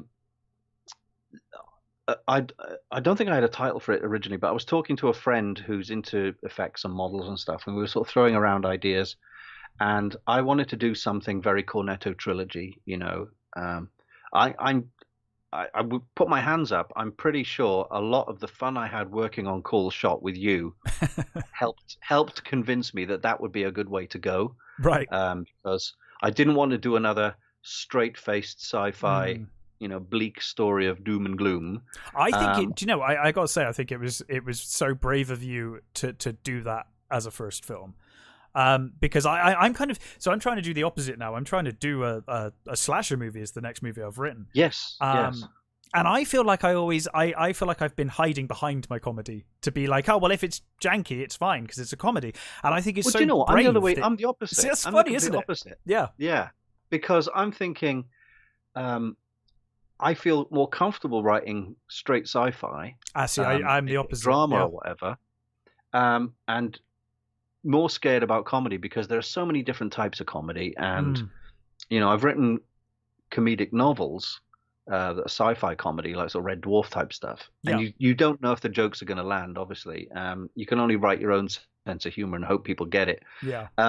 So the comedy thing, I mean, this film is going to be quite ambitious as regards effects and sure, and all that kind of stuff. But basically, the comedy is the bit that scares me. I want the dialogue to be good and sparkling, and you know, as close to Edgar Wright, you know, as I can get, you know, because he's a bloody genius. Let's face it. He's absolutely. Yeah. But you know, this film, in a nutshell, it tells the story of a couple called Fordy and Trish, names stolen from the Hitchhiker's Guide to the Galaxy. I was just going to say, yeah. Ford, Trish, Trisha, Trillian. So Fordy and Trish are in a relationship together. Trish is a archaeology student, and Fordy is he's a slightly dodgy character. He's in college with everybody, but he's a kind of part-time thief, ne'er-do-well. Okay. And they're talking at settling down, and Trish has high hopes for him to be, you know, reformed, etc. Because his dad's just got jailed, so he's like, that's my calling, my wake-up call to stop doing this, you know, petty theft or whatever.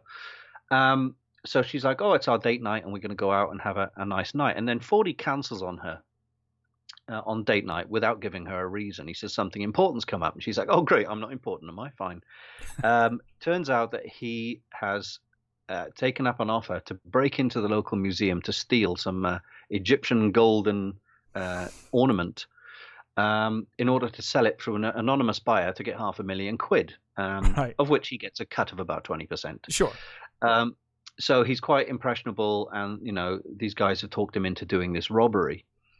So on the night that he goes to break in, Trish has reason to believe through lots of clues that he's cheating on her. Right. So she and her friends track him down and find out that he's breaking into the museum with the girl that she thinks he's cheating on her with. Oh, I Um, see. Right. but he's not cheating on her. But obviously, she thinks, oh, no, they're doing this together. They must be doing more together. So they all end up getting into the museum. And at that point, before he can do the robbery, they come across the caretaker, who is basically doing a ritual to bring the undead mummies and Pharaoh back to life. Fantastic. Now, there's tons more detail in this because I'm on Oh, the of first course. Yeah, draft yeah, yeah. already. But basically, what happens is they find themselves with some of the I would say bad guys. What I mean is the guy who talks 40 into the robbery, Mm-hmm. uh, him and his girlfriend and a few other guys are in the museum. 40's friends, Trish's best friend Benny, and their two friends, they all get in as well, and then the place gets locked down. It's like a sort of panic button type emergency Sure. button thing. The Yeah, place yeah. gets locked down till 8 a.m. And there's 20 living, reanimated mummies attacking everyone because they need blood and organs from the students in order to reconstitute their pharaoh. Oh, okay. Um, Yeah. so, as you can imagine, it's students versus. I just say it's students versus mummies That's in a locked fantastic. museum I overnight. love that premise.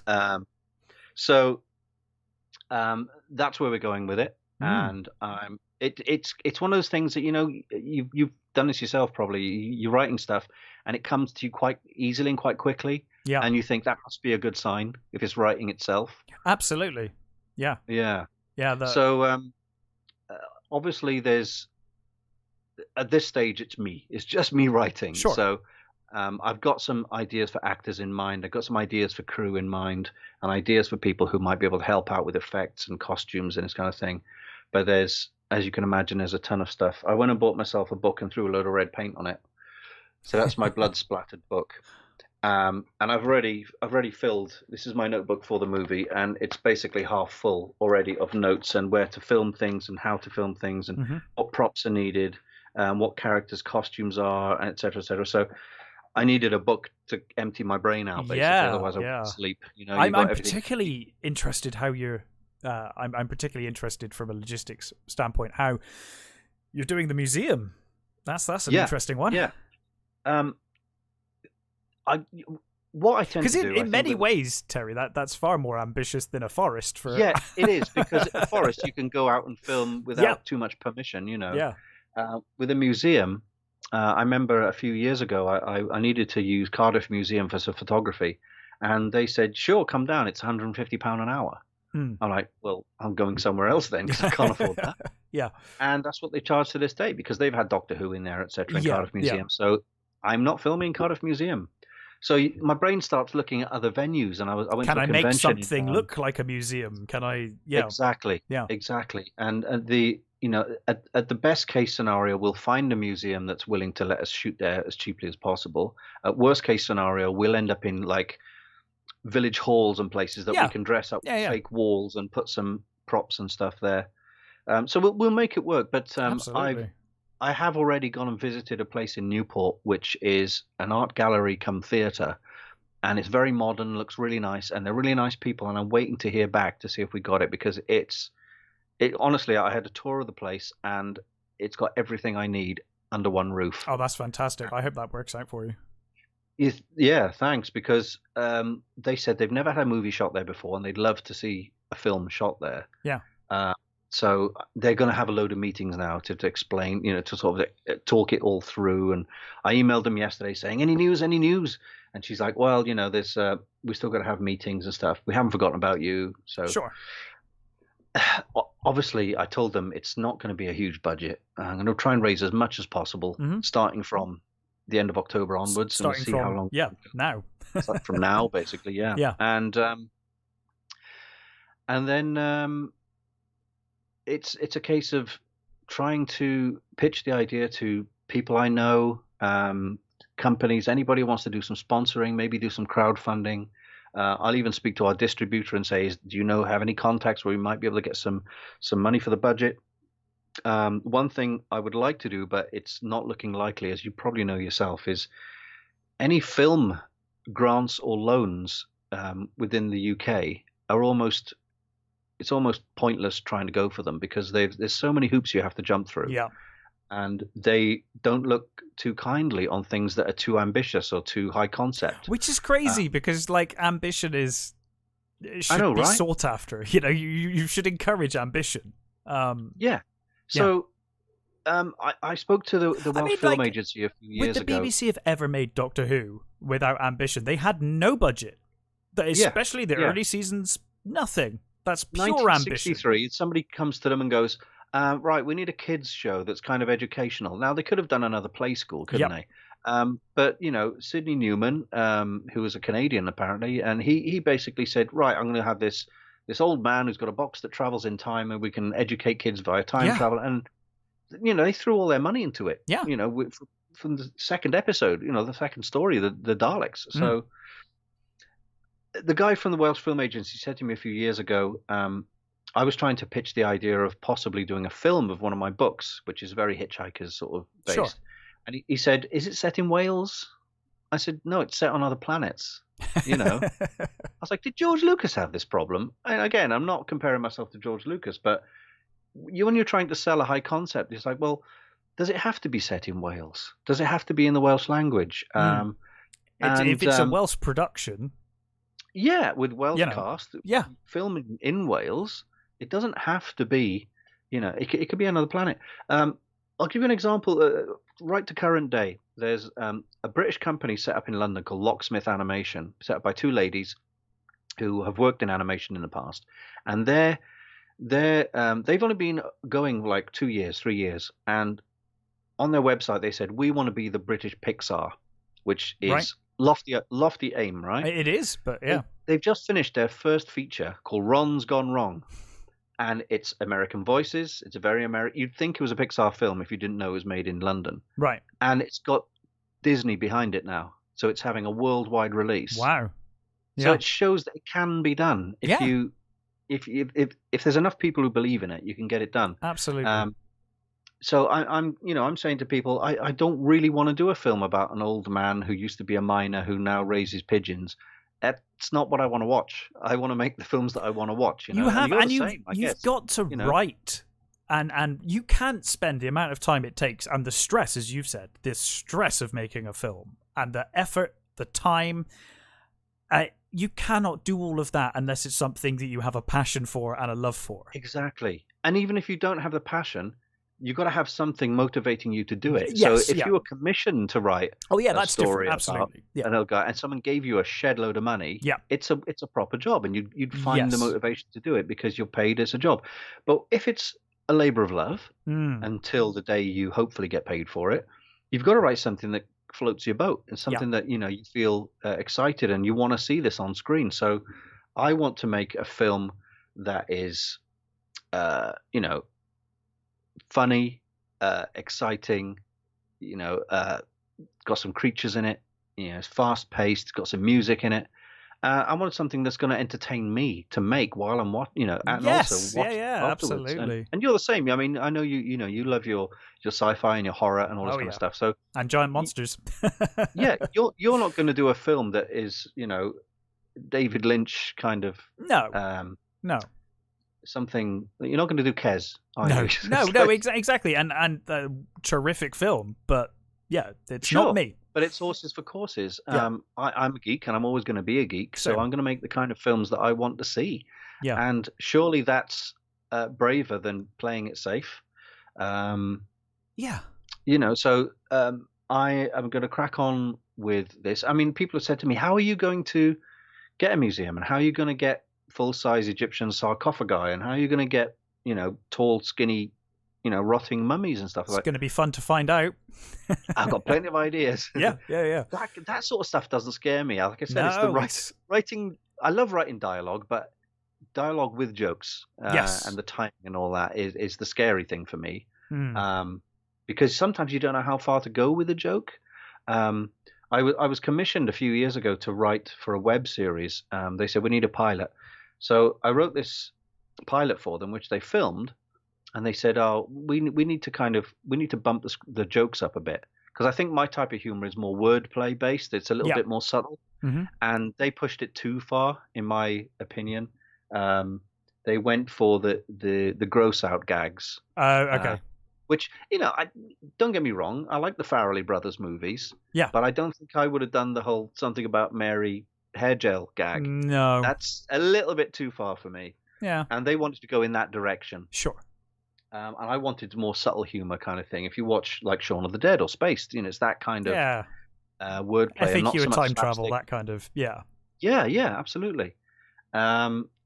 So again, when you're writing something for yourself, it's weird because you've got to sort of like separate yourself from your script and go look at it objectively and go, is this funny, or do I need to go any further, or have I gone too far with it? It's a really weird Yeah, and the thing, frustrating but it's a mental thing, exercise, isn't it? it is, and the frustrating thing with humor I found, and I'm sure you're going to find this as you work on this film, is that it's funny when you write it, but you spend so much time on it, nothing's funny about it by the end. Like nothing. You've got to hope. Because you've got to hold on to the thought that originally it was funny. Originally it was funny. Yeah. Imagine a stand-up comedian who writes their entire routine and then they perform it night after night after night. I can't even imagine. I mean, I suppose on stage, if you're Eddie Izzard or Lee Evans or whoever, you're getting that instant feedback. Yes. But lots of comedic actors have said, you're saying this stuff, you're not getting anyone laughing in the crew because they've heard it 12 takes of it. Yep. And you don't. Even when it's edited, you don't even. There's no laugh track, so you don't know. That's it, and it works. And that was the fear with like Annette and Cold Shot. It wasn't until I watched it with a live audience that laughed at the right bits. I was like, oh, thank God. I know. Thank God. I mean, I'm looking forward to that. I mean, I know with Offworld, I think there's no humor in Offworld as such. There's but only people making the right act. noises. People need to make the right noises. Yeah. Yeah. And nothing would be worse than writing what you think is a comedy and then it plays to a completely silent crowd. You're like, oh my goodness, that's me done. Well, I'm sure that won't be the case, but I'll recycle all the gags from my books and everything that people have said have worked in the past. And I mean, nothing's new under the sun. You can recycle certain types of gags. I mean, Edgar Wright did it with Spaced. The whole one in Shaun of the Dead when he's like, he's not my girlfriend, and then Nick Frost gives him a pie and he goes, thanks, babe. Yeah. I mean, they did that in Spaced years ago. Yeah, so, you could plagiarize yourself all day. That's sure. absolutely fine. And you could do loving homages in inverted commas. Yeah, well, yeah, exactly, absolutely. I'm really excited to see how this project continues. So, where are you at this point? First draft? Are you looking to cast off the back of your announcement? Are you looking to find backers? All of the above. But basically, now I've got the chance to work with I've got a clean slate when it comes to working with people. So I, much like you, have got contacts all over the place, and you kind of go, my dream team would be this person on camera, this person in the lead, whatever. Yeah. So I've got a couple of people in mind who I'm really looking forward to working with. Some I have worked with before, but I think cast will be all new people. The first draft is basically me taking my treatment and turning it into dialogue. Yeah. And as you probably know, the first draft is the most bloated, unfunny thing in the world. Yeah. This is supposed to be a 90-minute film, right? Mm-hmm. So my first draft, I'm already at page 68. So that would be like 68 minutes into the film. And there's not one spooky thing happened yet. Right. Because I've written so much backstory. Mm-hmm. But it's a case of getting right to the end as fast as you can. Placeholder dialogue. Occasionally you get a little, that might be an idea for a joke. And then the second draft is you trim it all back, and start putting in funnier lines and timing it a bit better. So I'm like I say, I'm about 68 minutes into the treatment. I've covered 68 pages on the first draft. The first draft is probably going to come in at about, I would say, 130 pages, which is far too long. It only needs to be 90, I think. Yeah.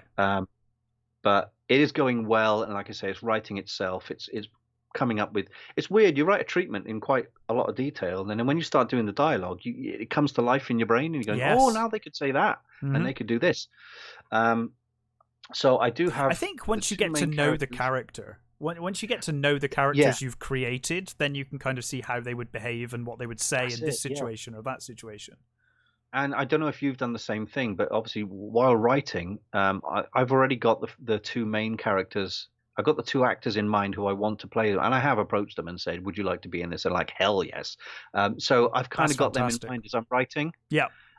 Because when I was writing my books, I didn't have actors in mind, so I had to sort of come up with, if I was making a film of this, who would I cast? So yeah.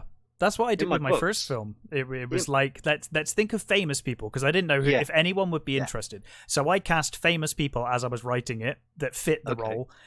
Exactly. But then we called shot. I had my cast. I had people, so I could write for that character as that person. Because some of the characters came back, didn't they, from the first one? So then you can go, I can imagine him saying this line. I imagine her saying this line. Well, and of course we had the auditions while I was still writing it. So I was like, oh yeah, okay. I know you were in it, so I was like, oh, I've seen your Draco now. I can I can go back and tweak that. Yeah. So when I was writing my sci-fi books, because it's two lead characters, I based them on Bill Bailey and Mark Warren from Hustle. So it was like, right, they're my two characters, and I just you imagine it if you're creative enough. If you've got a visual imagination, you say, I just sit back and imagine myself watching a film of this, and what would they say next? And start typing it out. So now I've got the two actors in mind, who are currently penciled in and saying, yes, we want to do this. Yeah, that's fantastic. I can write knowing what they're. One guy has got he's got a kind of a Brummie accent, so I can write stuff that I can imagine him saying. Yeah. So there is that, and it's a case of I've got to decide how am I going to go about doing any crowdfunding. May go Indiegogo this time. Their fees are lower. Yeah. I've heard pros and cons on every crowdfunding. I was going to say, I think there's pros and cons to all of them. Yeah, you've just got to kind of, at some point, you've got to pull the trigger and go, let's just do it. Yeah. So are you planning to have made that decision by the end of this month when you announce it, or? Yes. I am leaning towards Indiegogo. I've got my own savings is going into it, so I'm not going to be like saying to people, just give me your money. Yeah. I'm throwing a load of my own money into it as well. I don't have a lot. I'm not saying I'm not loaded or anything. But I've got about $3,000, right? So that's a third that's of a lot of money. Budget. That's a lot of money. Yeah, that's like a car. Exactly, it is. Yeah, absolutely. But that's all I can afford to throw into it. And I do have a couple of friends who can not throw in that much, but the people who have said to me, look, whenever you do your next film, let me know. I'll throw you be there. Yeah. Quid here and there. Yeah. And there's some like businesses, etc. And again, like I say, I'll speak nice to the distributors and see what the deal is. Again, I don't want to get in the hock for like, so if they come back to me and go, well, we can get you $1 million, I'm like, right, I'm going to guarantee this guy gets these $1 million back at some point. Yeah. So that would scare the pants off me, to be honest. I think, well, let's not. I think I turned down $1 million budget, to be honest, unless I was guaranteed to make that back. Yeah, that's the trouble, isn't it? It gets scary. The more money goes up. If you're doing it on zero budget, everyone understands. But even with Offworld, people have said to me, "Well, where did the £10,000 go?" I'm like, and they expect that I spent $10,000 on, put it straight in my bank account. It's like, well, no, it was $2,000 on editing and $2,000 on DOP and $2,000 on effects. That's $6,000 already. You're not getting paid. Well, I'm not getting paid. And exactly. I still haven't this day. So it is hard to I hate the money side of things. I hate talking about the money side of things, and I hate asking for it as well. But it is, it's necessary for certain. It's a necessary thing. Of that size. Last week I was on Twitter and I saw someone put an advert out saying, could you really help my Kickstarter? I'm writing a book all about, I think it was Star Trek, and it was all about it was like Excel spreadsheets comparing everything that happens in all of the episodes of original Star Trek. So there's no illustrations, it's not a graphic novel, it's just all text. Right, and he wanted £28,000 for it. Wow. And I'm like, suddenly I don't feel so greedy asking for $10,000. Well, yeah, that's the thing. Film. Yeah, absolutely. Wow. I don't know whether they're going to get it, and wish them all the best. But if I can get, say, 20,000 or 25, I'd be over the moon, because that means I can pay the actors. This time around, I can say, right, guys, you're not going to get rich out of this, but but I can give you if you're going to something give for up your time. if you're going to give up your days where you could be working or doing something else, then I can remunerate you to a certain extent, and I can feed you. And if somebody's got to travel from outside Wales, I can put them up Yeah, in an Airbnb or something. It does, as you know, it just makes life easier. absolutely, Whatever and you it's do. just a And, nice and you're thing still to. cutting corners, isn't it? Yeah, You're still doing whatever you can by hook or by crook as cheaply as possible. yeah. Because we're not rolling in it. No. Wow, that's amazing. But finally, I didn't even know you had novels out. So, what are the Yeah. books? All right. Well, I'll quickly go into that. Well, basically, it was when I started my college course. I'd moved back up to this town, not far from where I'm living now, Yeah, and I moved into I was renting a house, and it didn't have any phone line, so I had no internet. right. So I was like, what am I going to do in the evenings? So I thought, I'm going to just start writing some stories, and I started writing, and I thought, oh yeah, I want to I want to write sci-fi, so and I didn't have an idea of what to do with it. So I wrote this story and expanded it and expanded it, expanded it. And then I was doing some artwork for a company sort of up north, I think the sort of Sheffield way. And they were a horror publishers called Hades Gate Productions. I don't think they're going anymore. Right. I'm still in contact with the guys who run it. And they had a nice little community. I think this was before Facebook, actually. Right. And we just every night I'd go on the Hades Gate forums. Well, no, I'd do it. I couldn't do it online. I'd have to do it when I was in college and jump on the Yeah. forum and speak to the people there. And I got in contact. They said, "Oh, have you heard of?" Yes, there was two horror publishers in Wales, in Cardiff area. One was called Pendragon Press, which stopped a few years ago, but I think they're making a comeback, run by Chris Teague. And he had a friend called Steve Upham, who did Screaming Dreams Publications, which is a great name. And he was doing quite well as a little indie imprint of doing just straight up horror. And I got in contact with Steve, and he doesn't live too far from me. And Steve said, I'll publish it for you. I said, are you sure? You don't normally do sci-fi, let alone sci-fi comedy. But he said, yeah, I'll do it. So I got it finished around 2008, and we were about to put it out. And Steve got himself hospitalized from heart failure and nearly died. Goodness. Thankfully, he got through it, and he's still alive and kicking to this day. He's still a good mate of mine. But he fell out of the publishing thing. He said, I don't think I could run that. The stress is probably half of it. Yeah. So my friend Sean Russell from Cardiff, I was working with at the time in a film studio, he said, have you thought of putting it out yourself? And I was like, well, I don't know where to start. He said, I'll put it out for you. I was like, really? He's like, yeah. So he set up Candy Jar Books. Wow. Are you sure? Because the last person who said they'd do that had a heart attack. I did say that. Yeah. And Sean won't mind me saying this because it is public knowledge now that about 4 years ago, Sean came down with cancer and had 3 years of chemo, and he's had the all clear. So he didn't mention it at the time, but he was trying to run a company while having chemotherapy. That's incredible. So the moral is, kids, don't start a book publishing company. It'll finish you off. No, so Sean set up Candy Jar to publish my books. So my books, the first book is called Kangazang, Remote Possibilities. So Kangazang is the name of a planet. So the first book is admittedly very similar to Hitchhikers. It's an Earthman called Jeff Spooner who likes his beer and his kebabs and his football. And so he's nothing like me, actually. I can't stand football. But he discovers that his hairdresser, Ray, I do have a real life hairdresser, lives down the road. His name is Ray as well. That must have come in handy during lockdown. I was a kid. Yeah. And he discovers that Ray, this is the Bill Bailey character, is actually from another planet, and he's planning to get back home as soon as possible to his home planet of Kangazang, which is like a sort of holiday world. It's all beaches and palm trees. And Jeff catches his fiance cheating on him with a local vicar, because it's always funny. And they split up, and he doesn't know what to do with himself. And Ray says, look, why don't you take a trip with me? And he's like, where to? He's like, well, halfway across the galaxy. So they get into they repair the spaceship and they take off, and they get entangled into all sorts of problems and galactic wars and stuff along the way. And they come across a planet populated by sentient space hoppers. Because I wanted to get some 70s sort of pop culture references. Yeah, sure. And they kind of, fight against all everything that's against them, and they manage to sort of survive and save the universe twice in the process. And they finally get to the planet of Kangazang to relax and drink cocktails on the beach.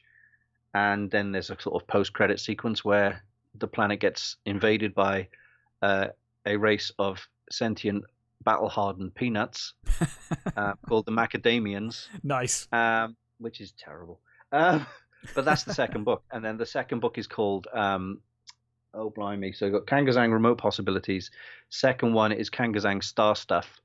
And the third one is called Kangazang Small Cosmos. So it tells the story of what's happening to Jeff and the planet of Kangazang. And Jeff falls in love with a female robot. He didn't plan it, but it just happened. He also didn't plan getting her pregnant, but it happened weirdly enough. That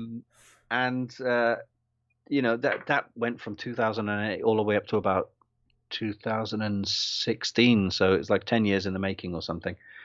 But the first book, we managed to get Colin Baker in. Oh, amazing. To do the audio. So he came down to Cardiff once with us, and he did 9 hours solidly in the recording studio. Incredible. Played 25 characters.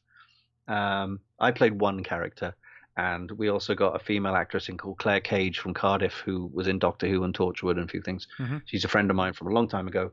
So she did all the female characters, and that came out as a 4-disc audio. There's still a couple left on Candy Jar's website somewhere, but all 3 books should be in print, I think. Yeah, I'll have to look those up. I had no idea that you wrote books as well. So, do you know what? I think that's the kind of thing that made me want to.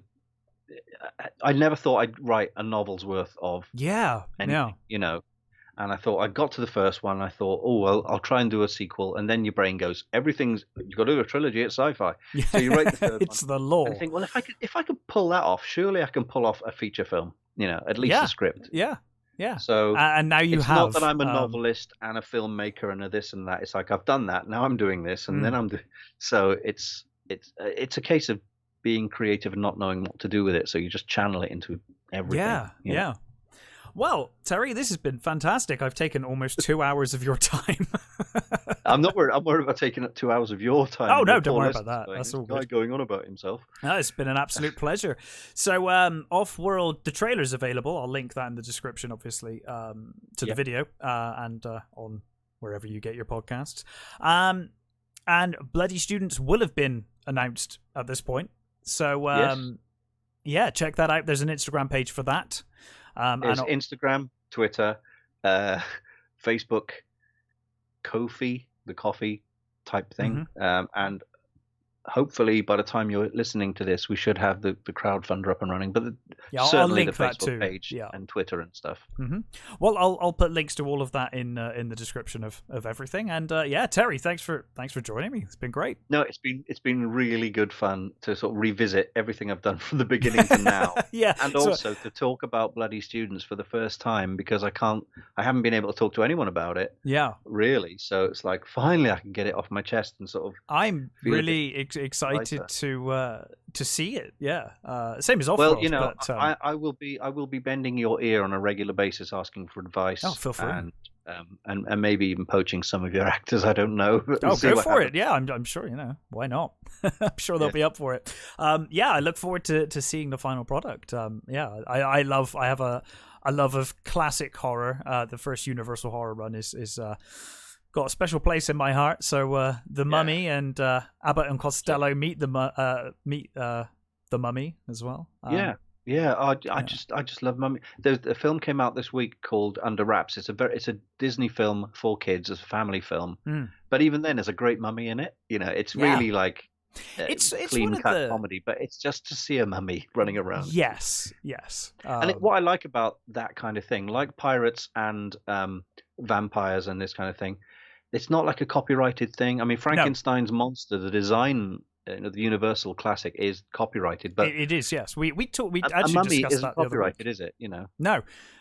The Mummy, as a design, well, it's not even a design, is it? It's just a form of burial. It's not a copyrighted design. And it's a wonderful image. It's just a great design. So I'm looking what I forward like to about seeing it is you say mummy, people know what they're getting straight away. There's absolutely. no thought involved. It's like, you know what you're getting. Yeah. It's one of the iconic creatures, and one of the, I want to say, less used creatures as well. For the iconic, the iconic ones. It's one of the lesser used. That's true. There's plenty of werewolf movies you can talk about, and plenty of vampire things, but zombies. not so much mummies. Yeah, no, absolutely. Yeah, so I really looking forward to it. I'm looking forward to seeing it, and we'll have to do this again during the process. See how you can see how I go from reasonably excited to my wit's end. And watch me deteriorate as we go. It'll be great fun. Yeah, awesome. Well, Terry, thank you for joining us on the Excurse. And next time I will be speaking to Mira Morningstar. So join me then.